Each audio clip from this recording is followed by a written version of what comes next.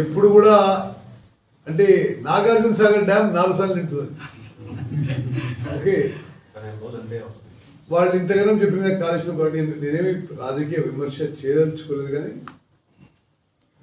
వాళ్ళు కట్టిన 3 బ్యారేజెస్ నిరుపయోగంగా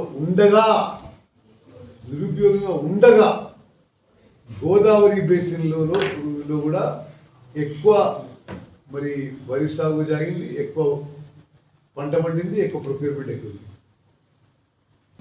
సరే, మాకు 2 ఏళ్ళు అయింది, ఇంకా 3 ఏళ్ళు ఉన్నది. ప్రధాని అంటున్నా నేనైతే డెఫినెట్ మళ్ళీసారి కాంగ్రెస్ కోరుతున్నాను కూడా. కానీ అర్హత ఉన్న వాళ్ళందరికీ కూడా రేషన్ కార్డులు ఇవ్వడం జరిగింది. వేలాది సంఖ్యలో కొత్త రేషన్ కార్డులు ఇచ్చినాం.